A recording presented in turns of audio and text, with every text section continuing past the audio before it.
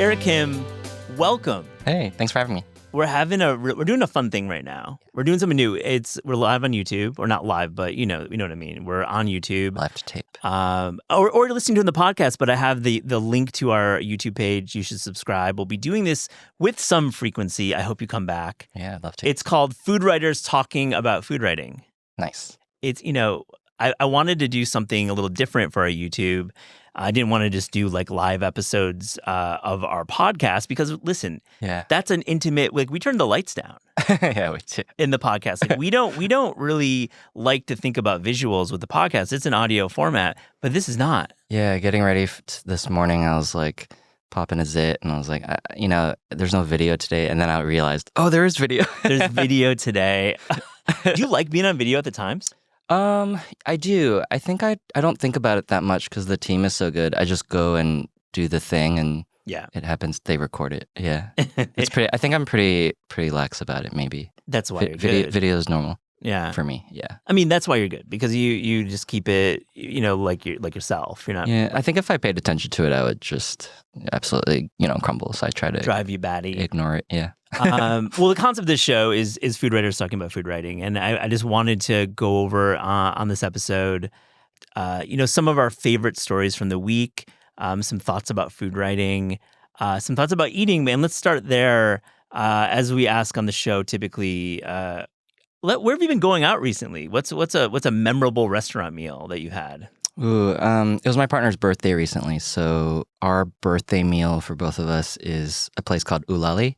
And it's the chef Chip Smith. He cooks incredible French-style food that has a little bit of his Carolina tinge.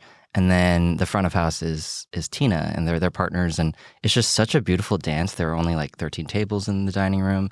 The other time we went, Steve Martin was sitting behind me. It's like you have the table for the night. And I loved the dinner rolls so much. They just give you, in a very quiet way, they bring you one dinner roll at the start of the meal. And it's the most perfect dinner roll. It's like crusty on the outside. It's kind of like a sourdough.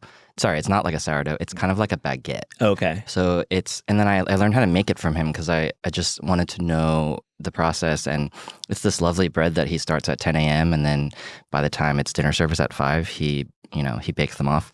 It's risen 3 times. It's just such a special roll. And I mean, I'm not going to talk about the rest of the food because it would take forever, but this dinner roll is so good. And it just shows you the kind of attention that this chef puts on everything. And so it's so special that's our birthday meal. I always try to tell people about that place. It's kind of like a take your dad type of restaurant. It's a little pricey, but it's incredible.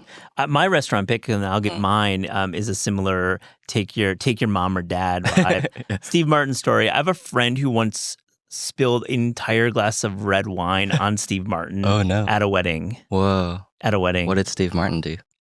I recall from the story that he took it in stride. Wow, good. She was young at the time. I think she was maybe in middle school or high school. So, she's drinking wine, so she was definitely a little bit older than middle school. Yeah. But I think she said he was graceful in the nice. But like at a wedding, that's good to know. Yeah, at a wedding, red wine wedding. It's not a great. My restaurant is also, as I said, like kind of it's the vibe of you can take your parents there.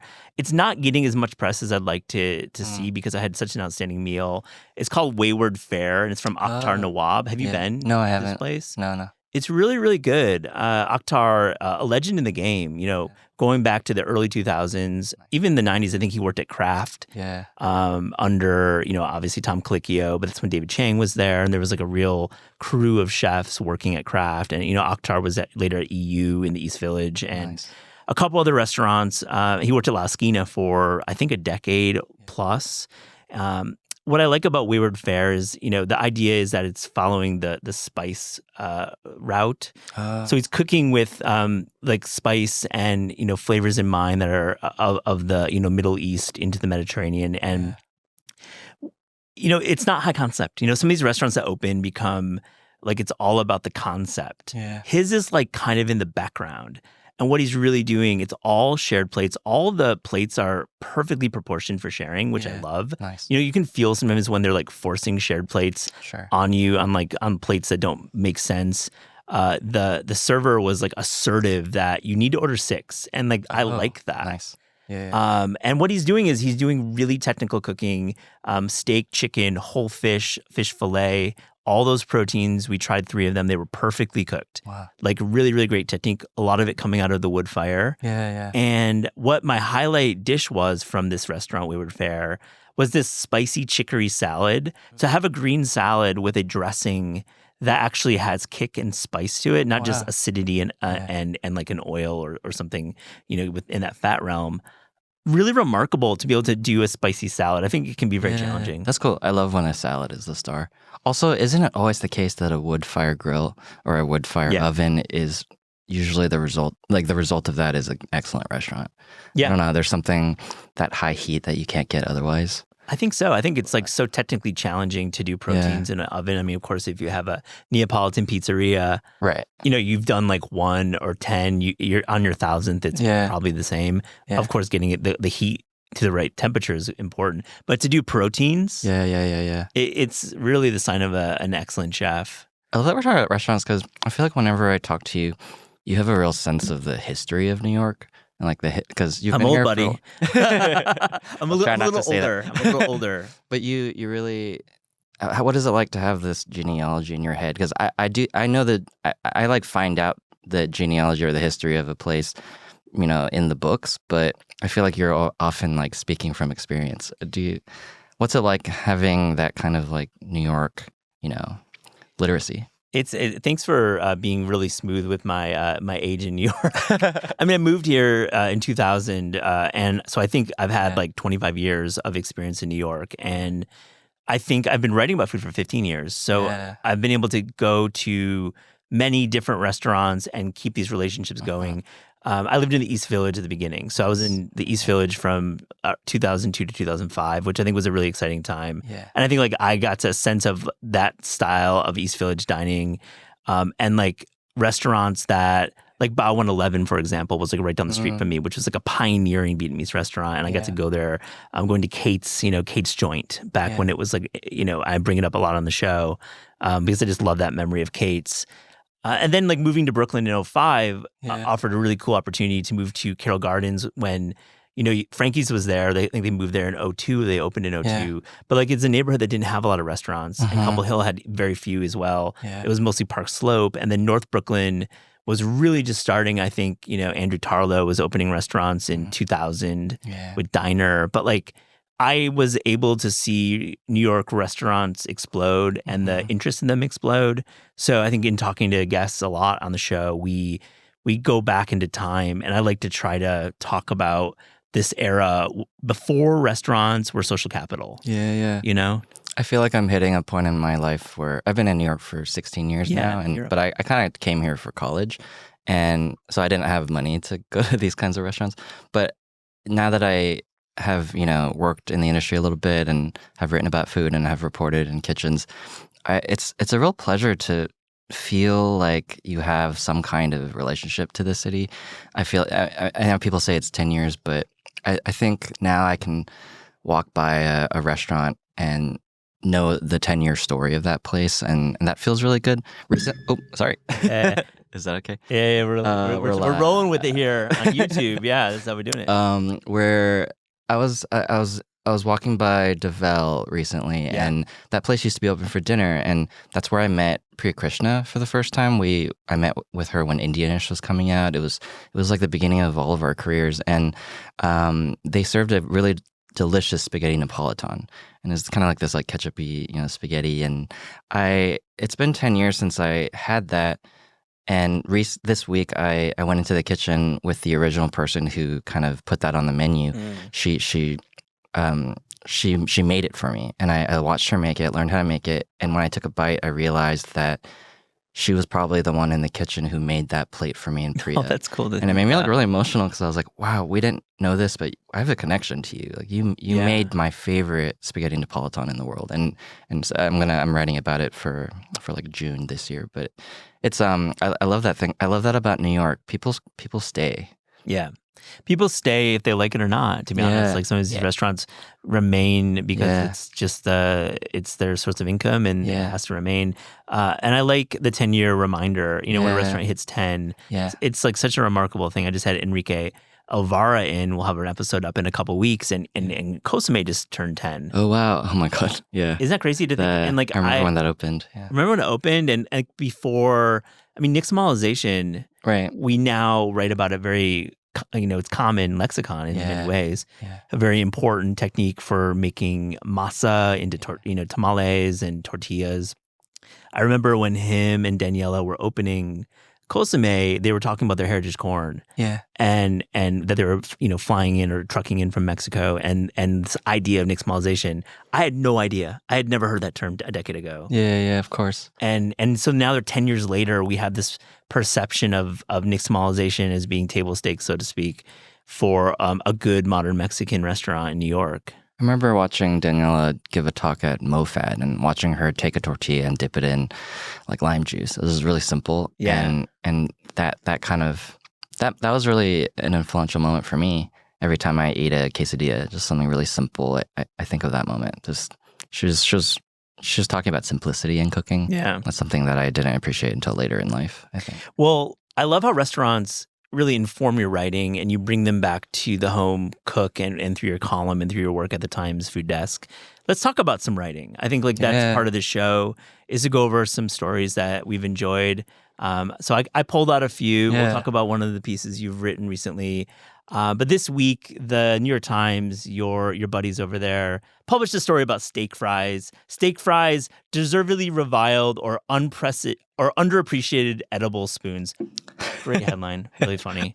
The idea is that steak fries only are about 2% of the fry business. They quoted Neil Doherty at Cisco and said, he's basically like in the 70s and 80s. Yeah. Steak fries were everywhere, and now they're kind of dead. I loved how, David Siegel profiles this kitchen, Park Avenue Kitchen. They're doing a steak fry with camembert, grated Parmesan, charged shishito peppers, parsley, chili oil, bacon cured with maple syrup. And, to top it off, the one of the great quotes, and those are slices of preserved lemons. He's pointing at the preserved lemons in the scene. He's adding a little acidity to it. Steak fries are not the steak fries of the Ground Round. Yeah. R.I.P. Did you ever go to Ground Round? No. You pay what you weigh. Remember that? Really? You pay what you weigh. They have popcorn, little helmet sundaes. Oh, yeah. You're like, I'm more of a juniors guy. I did ask Alan Rosen why they served steak fries before this, and he just said because they're for potato people. I guess that's sort of it's an old fashioned thing. I like how the reporter went into Cisco and all that data, because that's what I love most about food culture. Sometimes the reason we eat the things we eat, they're actually really like arbitrary or just like business answers. Yes. Or it's just something to do with how people are producing. My kind of thing with steak fries is I'm a huge fry aficionado, I would say. I'm really picky about them, and steak fries, I do enjoy them, but I think the best version I had was just on a random Friday. I was walking through Carroll Gardens, and there was a Greek diner I wanted to sit at, and I got the fries that had, it was all this crumbled feta on top, oregano, and like lemon, and you could squeeze the lemon on top, but it was the perfect creamy, salty, and I think that, and reading the story about those loaded steak fries made me think about how steak fries should be more considered like potatoes, maybe. Just like, obviously fries are potatoes, but I don't know. Steak fry feels like the wrong. I think when you think of them more as like a vehicle for, I guess that's what he wrote. I think in the piece he also said like it was for a generation where potatoes were part of the meal. And I don't know if you remember the 90s, Suzanne Powder, Stop the Insanity, had this big, this like potato moment where she was like saying you could eat like 75 baked potatoes and it's the same fat as like a slice of cheese. That was when basically zero fat was at its highest peak. Like she was like, you can eat all the potatoes you want because it has no fat. Interesting science there. I'm sure it was not proven to be that successful in weight loss, but I think it was tapping into a time when potatoes were consumed in Diet food. rigor. Yeah, spa food. Potatoes is spa food. This reminds me, sorry, this is kind of a tangent, but I'm doing a bunch of Craig Claiborne research right now for a column about Chickenella King. And he sort of, when you read his biography towards the end, he's kind of getting into low salt, maybe no salt, like low fat food. And he's this man who's writing for the public about food culture. I kind of sometimes wonder if that's the connection, 80s, 90s, like once the health food kind of trend really, had that heyday, was it a remnant of, this man who's telling America how to eat for half a decade or half a century? It's, I wonder. Yeah, tracing the Craig Claiborne effect for that diet. Yeah, Craig Claiborne effect. Because I don't know about you, but reading, I think when I read about food history, that's usually my angle into the reporting as well.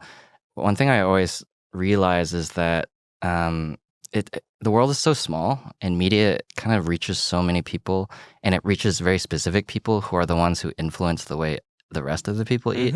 And I guess that's that's why we have like influencers in that word now. But tip of the spear. And so I don't know. This steak fry story makes me wonder. Like, I wonder if this is going to move the needle or make people remember steak fries and want to serve them more. It definitely shifts markets, at least sometimes. Like potato market, some would say. Yeah. Okay, back to what you said about Carroll Gardens. Were you at Avli?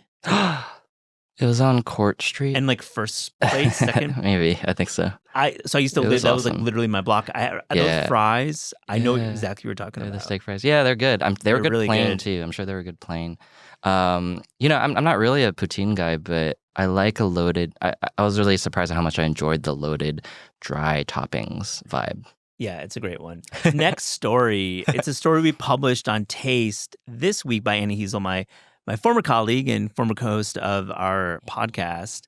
What can't jerk do? Yeah. And Anna writes, quote, "In the last year or so, I've seen jerk transform from a grilling technique that permeates meat with smoke, allspice, and Scotch bonnet pepper into a fluid descriptor that's been applied to dumplings, rum cocktails, ice cream, and even fast food quesadillas." She gives a little bit of history about jerk and how the Maroons in Jamaica had taken inspiration from the Taino people, the Spanish people who were indigenous there, and really they were using jerk as a preservative, but it was always smoked underground, so it's like a smoking and preserving technique. She interviews a chef, London Chase from Mango Grill. Gotta go there. I'm like, when I was editing this copy, I was like, sounds so good. London Chase has got some skills. He's doing jerk, an octopus, a grilled octopus with a jerk rub, and a jerk gremolata, and a jerk aioli over a burger. So he's thinking about jerk in a lot of different ways. And finally, Paul Carmichael from Kabawa, we had him on the show, talks a little bit about the frustration with jerk really making Caribbean food, placing it into a box. And I think he's thinking about, jerk shouldn't define Caribbean food, while there are Caribbean chefs, offering their interpretations of jerk as a way to show innovation. So there's a little bit of tension there between the chef community around this topic. And I think Anna did a really nice job of splitting the difference. And I think like the biggest misperception about jerk that came through in this piece is that it is not just jerk chicken. It's not just jerk. Jerk is not just chicken, Perpetual tension between the tradition and honoring that and then extending it or updating it so that it can survive. Yeah. I think that's really interesting. Well, I have to say first that it was great to see Anna's byline and to see the date. It was published this week. Yeah. Yeah, that was awesome. I really remember, I miss her voice on the podcast, Yeah. Hey, Anna. Shouts to Anna. We love her. I mean, that whole piece really made me think about how a soundbite culinarily. And in my case, I've really studied gochujang, of course, and seen its possibilities and seen the way it can almost like carry a culture or like introduce people to a cuisine and then get them to research more and to care about it. But that tension's hard, and I totally understand. I think the thing I really enjoyed about the piece was that she ended on the opposite of what food writing pieces usually end on. Usually, in a food writing piece, in these days, you sort of talk about the origin and the authenticity, and then the tension comes, but then at the end, it's usually fanning out to there are many ways to be Korean or Caribbean. There are many ways to do jerk, and they're all valid. And that's usually like the final note. But I like that how she ended on the chef's comment about if he says right, if it doesn't taste, if a grandmother can taste it and can't say that it tastes like her mother's cooking, then it's maybe we've gone too far from the origin. I just butchered that, but I think that ending on that really made me think. It made me. I mean, I'm not Caribbean myself, but it made me think about that side of the conversation, which is there are benefits to preserving, and I've seen people, doing it for their cuisines right now, and you see these waves that happen with culture, like the Chinese American culinary conversation is a little different than the Korean one because their timelines are different.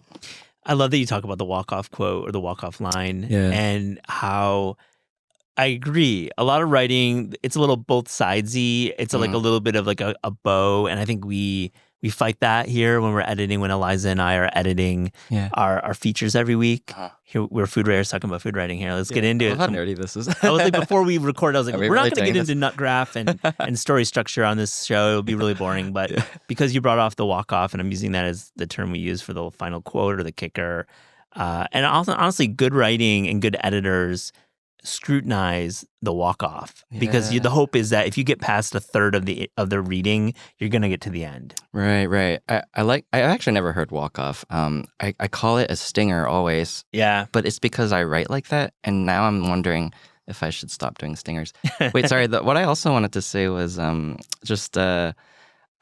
as I was reading her piece, I was thinking, gosh, this is so much work. Like, how long did she have to do this reporting? Maybe she like slowly did it over a year. Like, when did you guys talk about this story? We're getting. I love that stuff. Yeah, I think Anna came to us with the story idea sometime, I would say in January. Whoa! And I know she was heading down to Jamaica for a food festival, or maybe not Jamaica, but the Caribbean. And I think what I liked about her reporting for the piece is that she went to Kabawa with a cookbook author who was in town, the author of Kin, and did some nice scene setting there, and met Paul there and like had a little bit of a dynamic there. Took the scene down to the Caribbean, comes back to her home in Jamaica. Sorry, her home in the Jamaican neighborhood in Brooklyn that she lives in. Mm-hmm. And I just loved the way she reported it. I mean, Anna has written a few stories since she left Taste. And she just has a terrific sense of structure. She's like a terrific editor in that sense as well. And I really like that you called that out. Yeah, I like the maximalist source building and evidence building. Yeah. That's something that I really aspire to, but sometimes we don't always have time. It's about time, right? Like, it's about time. Reporting stories and you have a deadline. I mean, I always like to try to build up a source list before I even start writing. And then you start getting on the phone, building out the case. Yeah. We really push our writers, and all of them really do the work and do as well. I think this whole like concept of us talking about food writing is, I feel like we're in an era. I didn't think I'd go in this direction, actually. Well, we're going to go there. Let's do it. I just feel it's important to do a show and episodes of our podcast, if you're listening to this on audio, about what we do on the page. We're not talking about social video. We're not talking about podcasts even. We're talking about food writing. And I've been feeling a lot of, it's like, I've been feeling some ambivalence about text on the page. Because so much of it is lukewarm and mediocre. Sorry, not at all. I actually think in general. We have a spoil of riches. I mean, especially with Substack. Yeah. We've got incredible writing happening. Yeah. I just think that when you look at the general audience for food writing, not just the 10,000 people who live in New York, LA, San Francisco, London, who are like really in the community and reading, maybe it's even 5,000. Yeah. But like looking at our wide audience, and folks listening to the show may be part of that. I would hope you are, who are not just living in these cities, but are like enjoying our what we're putting out there. We're putting a lot of work into this, and it's hard to compete for attention. Yeah, it is. With words on the page, and we really put a lot of effort into these articles every week. Yeah, it's sort of at my job we do a video, a story, and a recipe for everything. And sometimes I know that the thing that people really looked at was the video, and sometimes I'm like, oh, all the context is in the story, and the heart is in there. All the writing is. And I really want people to read, but people don't read as much anymore. People listen to things maybe. But I have to say the reporting part is. I'm always surprised at how it happens. I basically filed a column and I was done with it, but there's one last source I wanted to check, and I wasn't going to interview him, but I had the dish. It's chicken a la king. There's only like 1 or 2 restaurants in New York that still serve it. No way. Yeah, and I went to this place, Chechi's, and it was really good, and then I was able to leave my information. He called me as I was walking out of the restaurant. He wasn't there at the time. Anyway, the owner we had this 10-minute conversation, but it was the perfect thing that my story was missing. And so like right after this, I'm going to go, type it up and try to like incorporate it, because I think the more sources you have, the more evidence you have, just the more you're able to build out the truth of that piece. And it's like the feeling of you want to give it your all. You want to give it every vantage point you can, at least the relevant ones. And I think that's something that I don't know. I think is so important in reporting, and I hope people will continue to value that. I want to take a little break from the stories and talk about a social media moment this week that was pretty amazing. Oh, yeah. So I know we're talking about food writing, but it's related. Our friend Eli Sussman, or my friend, I think you know him as well. Did an April Fool's joke that I think was pretty well played, my friend. He had, with visual evidence, that he was named as the New York Times restaurant critic, and that it was a real honor to be the first chef named restaurant critic. And he dropped that like strategically around 8:30 in the morning on April 1st, before I think some people, obviously wake up and check the gram right away, maybe before their coffee. Yeah. And you're seeing the headline, you're not realizing what date it is. Yeah. And a lot of people thought it was real. You jumped into the comments, which is amazing because you helped corroborate this whole thing. You didn't you did enough to sell it. Melissa was in there, Clark. What the hell, man? What went on at the New York Times that morning when he was saying he's the new critic? Nothing. Just that we all thought it was hilarious. We really enjoyed it. I think I love that because he also took my photo. I had a photo of myself in the office holding out a sign for this, whatever. And he photoshopped it and put himself in. And the Photoshop job is so good that it took me, I had to compare the pictures. I thought that was hilarious. But I think I like the way he adds humor to everything he does into the industry, because I think sometimes we all take ourselves way too seriously. Yeah. I mean, a lot, maybe 90% of the time, just way too seriously. And I think having that humor is important because, I don't know, just bringing it a little down is good for everyone. And I love I think his stuff is hilarious. I enjoy all the jokes. I enjoyed the jokes. This one was super well played. A couple of people wrote me and said, "Oh my God, can you imagine?" I actually did not respond because it's funny when he sold it really well. Yeah. And then of course he went on social the next day and said that he was fired or resigning, and did it in such a well played way. I love the Sussman. Yeah, I think my thing is I like when people poke fun at social media and just make fun of it. And because we're all living in this phone all the time, and so much of food media was our activity on Instagram, I feel like. And I'm only just now preening off it and just realizing how toxic that's been. And I like that he is taking the form and taking people's attention, but using it to make fun of it a little. Yeah. I think that's really important. I just dismantle it. Instagram. Sorry, I shouldn't say that. Yeah, it's. I have a very complicated relationship with my phone because I feel like it's part of the job to be on top of what's happening. If I just ignored social media, I don't think I'd be doing my job for the podcast or for Taste in general. Yeah. But on the flip side, that shit is toxic, and I don't really care about most of it. Yeah, to be honest. And just connecting it to our discussion about why people should read still. Media literacy is just at an all-time low. Social media kind of has made, that's what he's sort of making fun of, I think, Eli Sussman. He's making fun of the fact that people can't they don't have the literacy to see that post and recognize that, oh, that font is a little off. Like, that's not a real headline. But it was kind of a good headline. It was a really good headline. His fonts were pretty close. I'm surprised you couldn't match the fonts, but it's got to be some time secret. They you can't match the fonts. I don't know. But he really pulled a good one. And I think he's like memes as well. Yeah. Poking at the hypocrisy of celebrity culture around food. Yeah. Also, he gives deep commentary into the industry, what it's like to be a working chef. And he does a lot of great memes about cost of goods and the stresses that chefs have about certain holidays. Like, he really has a wide industry following. Yeah, really he does. And, I was at a bar that day and the bartender was like, "That's crazy, right? You guys got a new food critic." And I was like, shit, really? "Oh, no, that was a joke." But yeah. That is amazing. So I just saying, like, he did a good job. I think it also gave him a lot of exposure, which is good because he has a book coming out soon, right? And we're talking about it now. I don't know. Like, I think he might be working on something. Yeah. I think that there's a project in the works. Yeah. I think we can announce that in the future at some point, and it'll be exciting to see Eli's actual, writing in that way. I want to move on to another story from the week. It's one by you. Oh. I really enjoyed it. I think I texted you right away. And I loved. Speaking of reading, I actually, the first time I saw it and knew about it was in my print copy of the New York Times magazine. That. Yeah, I think he texted me on a Sunday. I read it on the Sunday. That was really sweet. I do not go first for the magazine. I go first for. What do I go? What do you go first for? And do you know the reference? That old New York Times magazine, New York Times subscriber commercial. No, I don't know what you're talking about, actually. Oh, God, this reference is so... Okay, let me back up for a second. Yeah. Let me back up for that. And Sam was in Sifton. He got the reference, obviously, because he was like clearly probably involved in writing it. So it was a famous commercial, probably ran in the early 2000s, where it was like extremely white people...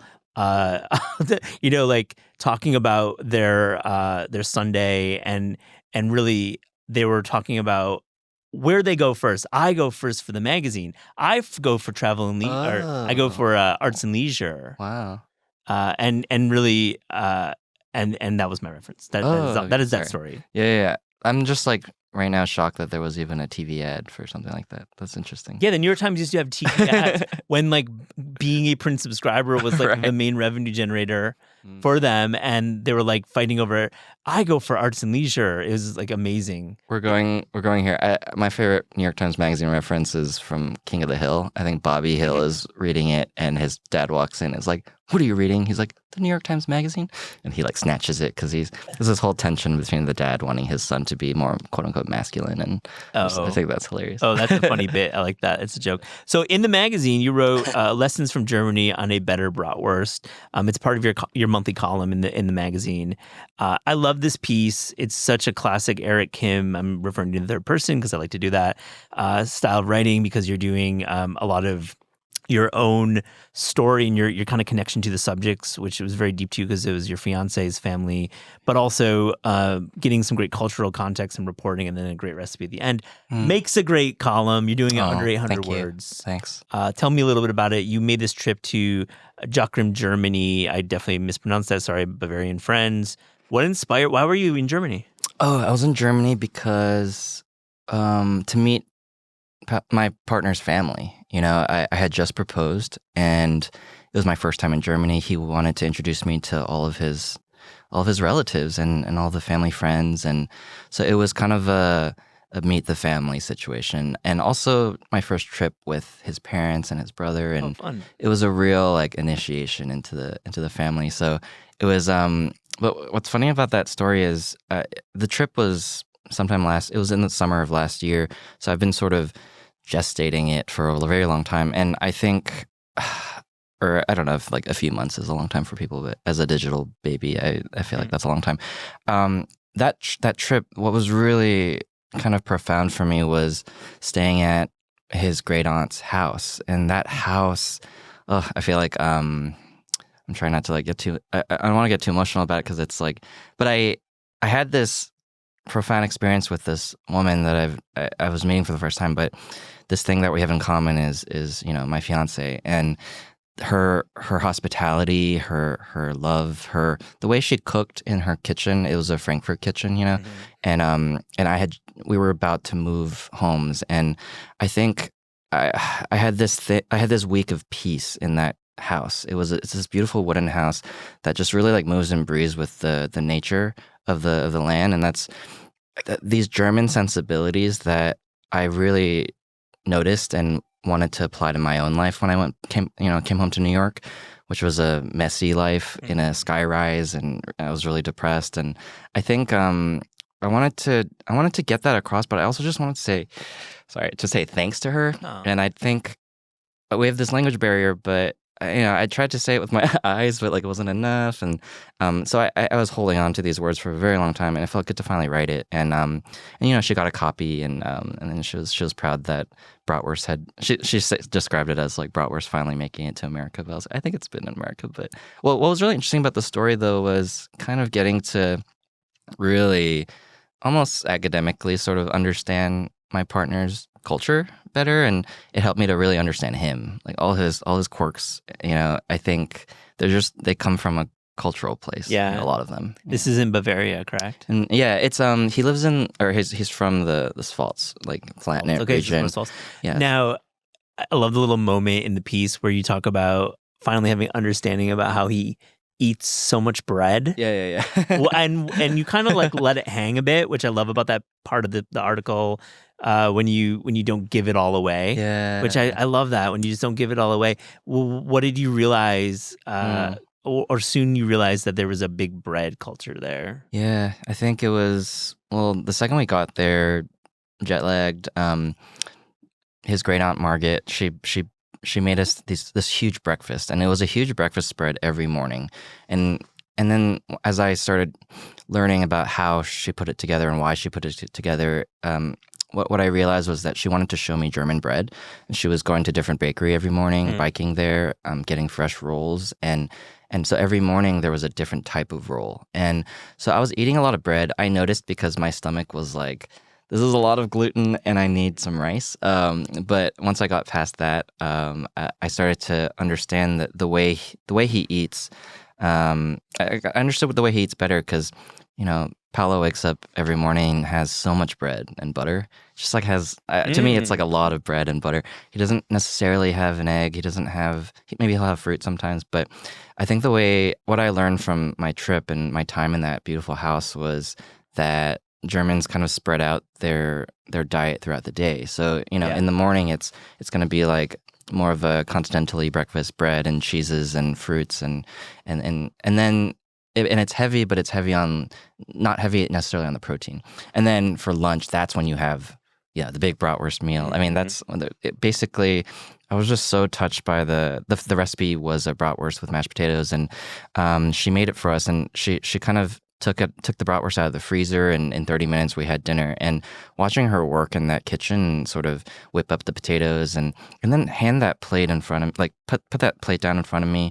There was a divot in the potatoes, and the bratwurst fat was still sizzling in that divot, and I just felt so taken care of, and it was so delicious. It was a good meal. The bratwurst is really rich, but the potatoes were seasoned really gently, so that the balance was there.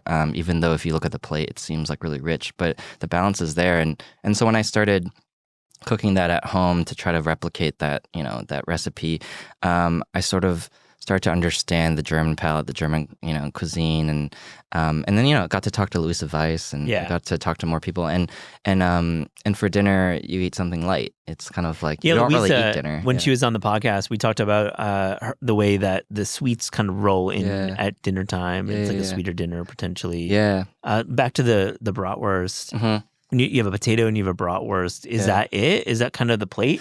That is the plate, but I think it's the orchestra of the recipe. Yeah. I think when some people who like see a simple recipe, like a familiar plate of sausages and mashed potatoes, they're like, why is there a recipe for this? But you can make it in 30 minutes. That's the thing. It's like, I don't know, I figured out a way to have the potatoes boiling. Mm-hmm. I quarter them so that you don't have to peel them, but you can like slip off the peels once the potatoes are done boiling. Love that tip. Yeah, and then you don't season them that much. It's it's really potato-y, potato forward, and it's the same trick I learned from Nick Anderer, which is you can mash the potato as much as you want before you add the liquid, and once you add the liquid, you fold it in, and that's sort of this like secret I think that carries through all mashed potatoes. And then the bratwurst is really the thing. When I'm developing that recipe, I'm working with American products. And what that means is we don't really have access to fresh bratwurst, maybe Italian sausage, sweet Italian, whatever. But there are purveyors of fully cooked bratwurst, and I think my goal, I developed this recipe between my time in Atlanta over the holidays and New York. But the goal is to take that deli meat, section product, bratwurst, that's fully cooked, and kind of like give life to it again. And the one way that I found was really lovely was kind of simmering it first in a little water and butter, and but also piercing it, because once you pierce the bratwurst, it really lets out its fat, and then you cover the pan and then you remove the pan. What happens then is the bratwurst has been kind of like fluffed up again, kind of like it has more moisture on the inside, but also the fat has rendered into the water, and then the water evaporates, and then it sizzles in its own fat. And I think that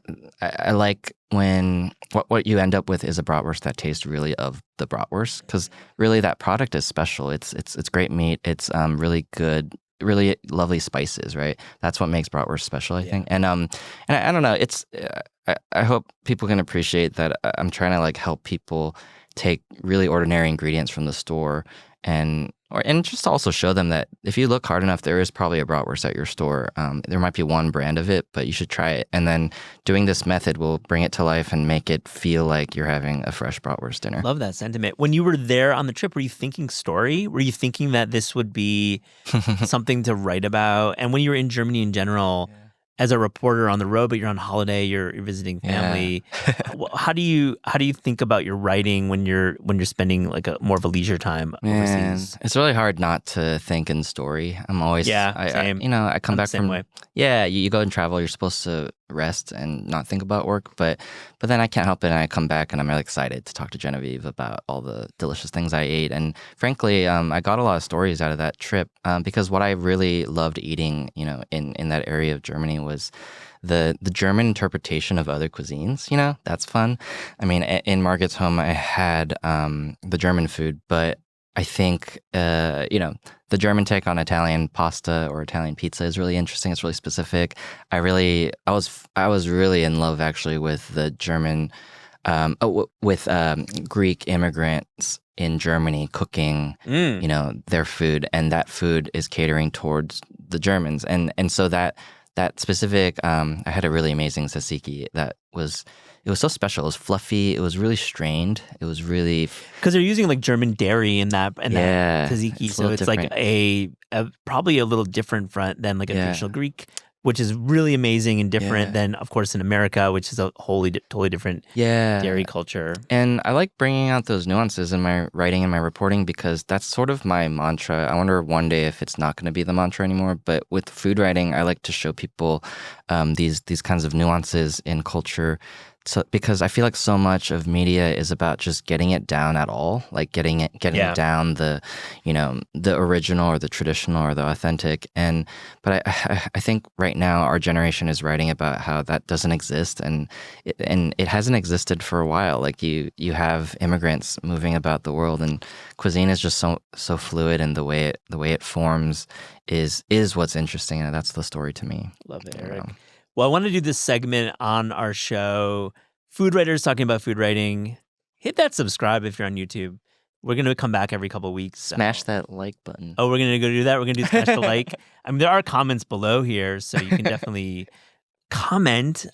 Is there like a story of Eric's that you love? Is there something that we said that offended you? There's something in my brain that's like, when I see the camera and it clicks, I automatically have this spiel that's like, if you want this recipe and many more, go to NYT Cooking. Hey, go to NYT Cooking. I'm going to point right at that. No, I'm doing your lines. But we're going to do this segment. I'm absolutely enchanted with the Graydon Carter memoir. And we have a 3 things coming up where I talk at length about a review of it. But Graydon Carter, famously the editor-in-chief of Vanity Fair for over 25 years, we're going to frame this. The question is, what would you pitch 1997 Graydon Carter today? The idea is that in 1997, Graydon Carter was assigning stories out at $75,000 plus expenses paid. Oh my God. Report on it for a year, 2 years, come back, tell us what you got. Yeah. Do that do that, like repeat. That's why Vanity Fair was truly a one-of-one magazine. I just absolutely loved Vanity Fair.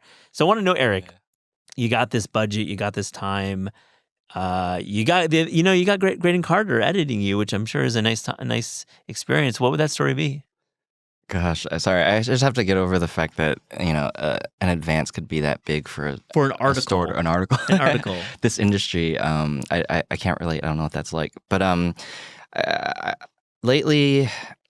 recently, I went to Ohio for an academic conference. It was the Asian Studies conference, and I had incredible Nigerian food in Columbus, and that family was doing really special cooking. And so I guess what I would love to do is really travel America and go to each state, go to the parts that aren't covered, and find out what people are actually cooking, in these pockets of culture. And because to me, American cuisine,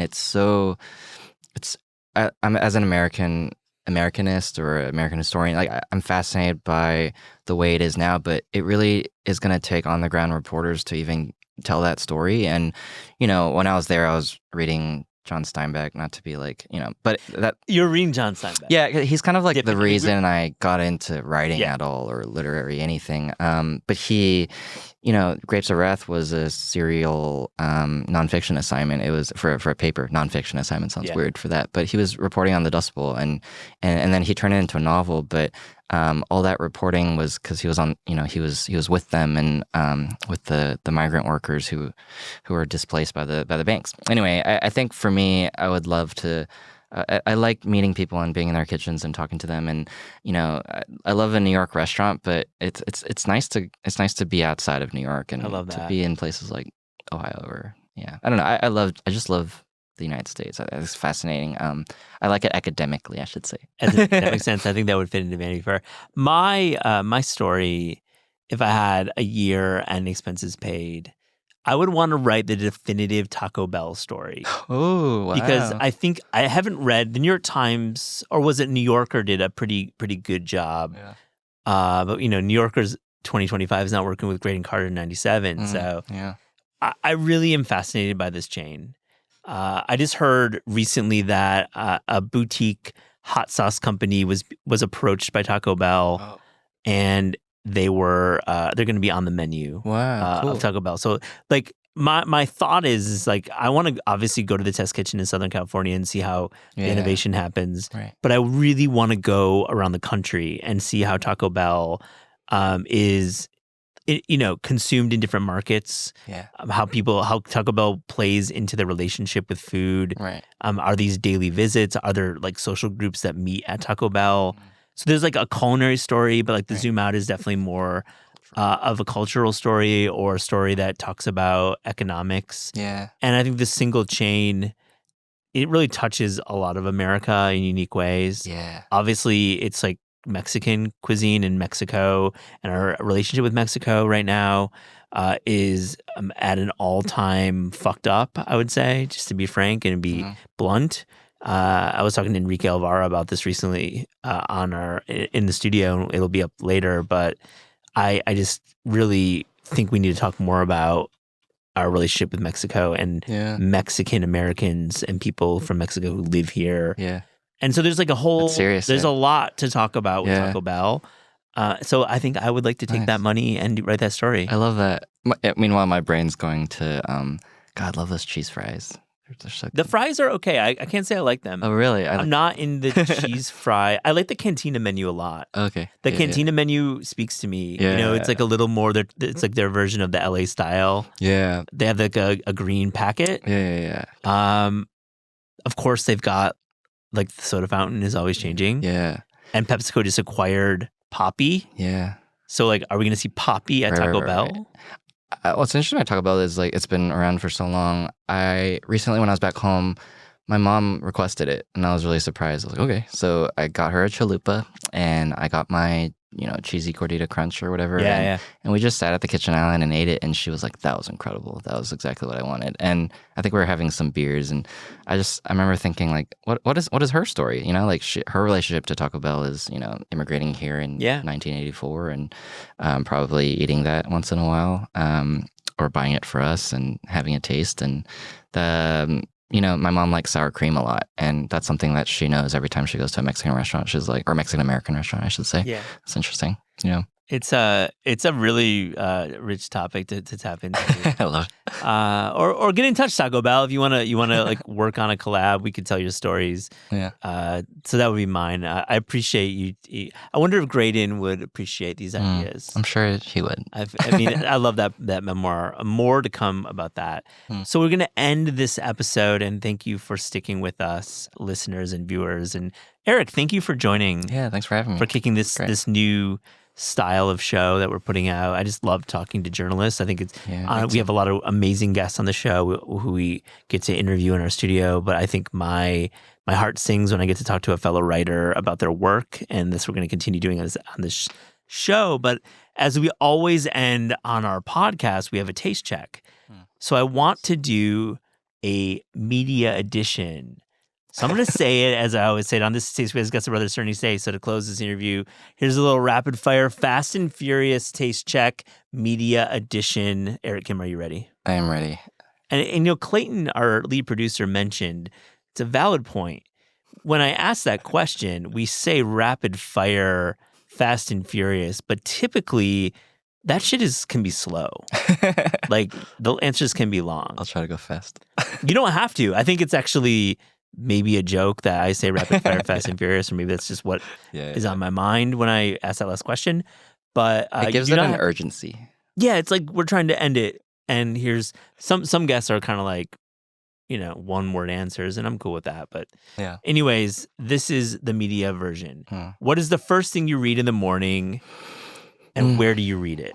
Unfortunately, it's my phone, and not unfortunately, it's voice notes from my friends. Now that there's transcripts, I like sometimes read the first couple of sentences just so I know what I'm waking up to, and then I'll listen to it, later. So you don't just go to the transcripts; you're actually listening to it too. I listen to it later, but in the morning I will read the transcript to be like, what am I going to read today?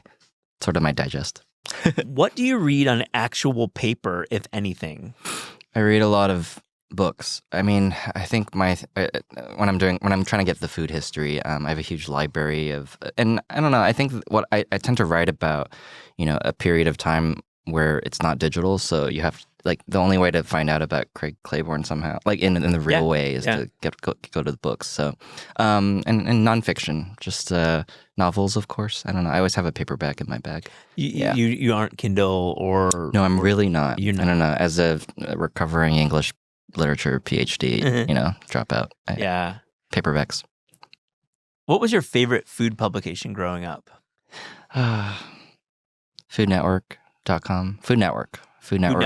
Publication can be broadcast. Foodnetwork.com. Yeah, I think it was foodnetwork.com. But I have to say I didn't know food media or food writing was a thing until I started working at the Food Network, because I was on this other career path. But when I was discovering it, I really loved reading Mayuk Sen. He was writing at Food 52 at the time. I loved reading him, and John Birdsall, wherever he was publishing. And I'm not just saying this, but I was reading Taste Cooking, of course. Oh, beautiful! You didn't have to plug not that, to get, Taste. But Taste has been around. How many people were really doing journalism and reporting about food in this nerdy way? Pretty nerdy. I love it. I got to catch up with John recently in Tucson. Nice. And he's got his queer food book coming out. What is queer food? It's great. It's awesome. Have you checked it out? I have. We've been talking about Craig Claiborne. Yeah. Oh, beautiful. Yeah. I can't wait to have John on the show. Yeah, great writer. We all have a relationship with PBS food programming, right? Like we all do. And so was there a PBS show that you kind of enjoyed or leaned into as a kid or even today? So this question, I think, maybe ages me, because I grew up on the Food Network, like 90s later 90s, and I would say that in terms of PBS though, Jacques Pepin and Julia Child, those are the segments I watch now, just the growth of food television and cooking television has changed. It's changed so much, but I like watching those programs because they remind me of what it should be and could be. It's kind of just it's about the cooking, it's about the food, and it's something that I look to whenever I freak out about messing up on live TV or something. And someone always mentions Julia Child to me, and it's just part of the process, I think, to mess up on live camera. Definitely, or maybe cut yourself. Yeah, exactly. Which happens everywhere. Yeah. Before my Gochugaru salmon video on the NYT cooking channel, I was scaling the fish because I was stressed because it was one of my first shoots, and I kind of nicked myself a little, and so we had to pause for 30 minutes, and I was really self-conscious about that throughout the whole video. But you don't see any of it because it's edited. They edited out. It's the beauty of the editor. Yeah. Good. Yeah. I think PBS. What about I think you? everyone would have. I mean, for me, I would say, man, I watched a lot in the 80s. I watched Jeffrey Smith, which is problematic. Don't Google that if you don't want to Google that. I think The Cajun Chef probably as a kid, as like a very young kid. Yeah. I remember watching The Cajun Chef on PBS and just being enamored. First by his fit. I mean, what a fit. Like a blue work shirt, suspenders, jeans. And just the way his knife skills and his hand skills and the way he would demo Creole cooking, of course, in his amazing Cajun. I guarantee. Right. I loved that guy. And I thought that really got me interested in food. Yeah. In my reporting, I find that a lot of the young chefs now, their style of cooking comes from that origin story of watching PBS. I always think about that, and I like to tell the story of how, like, my generation, we were raised on the Rachel Rays and the Emeril Lagasse's, and I was a huge Tyler Florence fan. That was my representation of being a young food media person as a man. Anyway. You can track media is how you can track influence and how people. Rachel Ray, I've made that request to her PR since 2017. Rachel Ray, I'm making some headway. I had a conversation about a month ago. That'd be amazing. I would love to have her in the studio. We could have a very cool conversation. She was so lovely to me when I was on her show. I was so glad to be on that show before she stopped doing it. But she gifted me these garbage bowls. I use them. I use them every day, and I think of her every time, and I brag about it every time because, and I think they cut it out of the segment, but I kind of got a little teary eyed. Yeah, she gifted you a garbage. She's really nice. She's really cool. I've Probably met her a few times, and she reads the New York Times. Yeah, she's really cool and an important figure, and she's going to get her Martha documentary moment at some point. She's really special to me. And I think that history will prove that she was very important for getting people to cook more when maybe cooking was inaccessible. Hey, she's the one who taught me the steaming the bratwurst first and then letting it fry with the lid off. Yeah, she's the one who taught me that. I should just say that. Yeah, Rachel. Credit Rachel Ray. Next question. TikTok, Instagram Reels, Eric, where are you at right now with this thing that we love, that I love, not you. I'm not speaking for you, but it's a thing. Yeah. Okay. I'll be honest. I'm not on TikTok at all. I think I would explode or implode if I paid attention to one more media thing because I'm already too much on my phone. But on Instagram, one of my favorite pastimes to rot my brain is just I zoom through the reels, and my reels right now are a lot. Sorry. It's a lot of just cute animations of small moments in relationships or love, and it's always like a cartoon, like two puppies. It's like when my partner, ignores me when I come home, or whatever. I'm not explaining it well, but I for some reason I'm there in the algorithm, and I'm okay with it because it makes me think of my partner, and it smooths my brain. And I really like animal videos. Sorry, that's probably not the answer. I don't know. Well, I mean, you gave me an example of what's on your feed, and that's cool. I think I'm more getting at as a culture, we're doing TikTok and Reels a lot, and it leaks into food media, obviously. I see. Net positive, net negative. Are you indifferent? Oh my God, I don't know. I think what I want to say is, I hope we get to a place, or get back to a place, where expertise is recognized and valued. And what I mean, I'm not going to go too long because it's a rapid fire, but I think right now I'm just so fatigued by it personally, and I have trouble.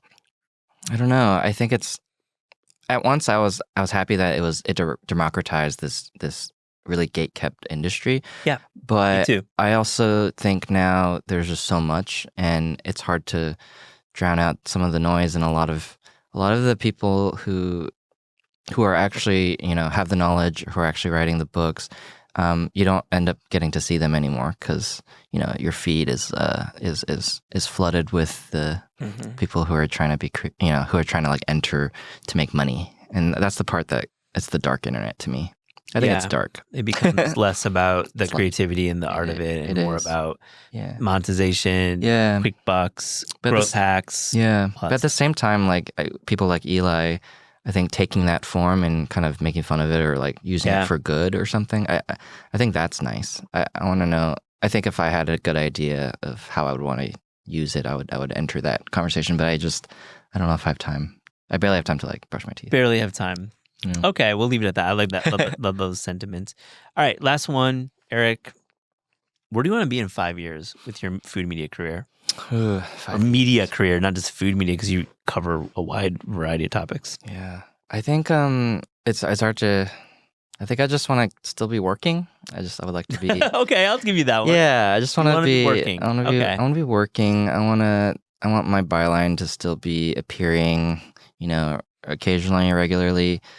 A part of me though, in 5 years, like I'm super tired. I'm really tired. I think. Yeah. I mean, I think it'd be. I like when people kind of go away for a while and then come back. Like I think it'd be nice to sort of take a break. Yeah. I think I would like that. I think taking a break is totally underrated. I love the way Adele disappears for 4 years and writes, creates another album and comes out every 5 years. Our friend Samin Nosrat. Yes, Samin is our Adele. Is food media? And Adele. the food media. She took a nice healthy break after doing the TV show. Pandemic. And because again we're oversaturated with content, and I think it's nice when people focus on quality. And I want to continue to write quality journalism, quality books, quality stories, and I kind of also want to expand into culture writing. Like I've been playing with it more in my own food columns, but food is culture. But I think I kind of want to just cover other stuff. I mean, Calvin Trillin is a great example. Wow, yeah, he of course started as a civil rights reporter and wrote about cops, and then had his illustrious food writing career, and then went back to writing about music. And I think you obviously could be there in 5 years. Thanks. Yeah, we'll see. But if you retire early or you take a break, I won't be able to read your stuff. That's like... Well, it would be because I'm writing something to be coming out in the future, maybe. I don't know. But I was talking... Yeah. Let's leave it there. Leave it there. Okay, well, let's wrap the show. Listen, YouTube folks, I'm going to point at the camera because this was the first... I think it went pretty well. Yeah. I think we like talked about food writing, and that was important. And you know what? If you're listening to this on the podcast and you're this far... check out the YouTube channel, subscribe. If you're on YouTube, you should comment. Eric, what a pleasure. Thank you so much for joining. Thanks for having me. It's always a pleasure.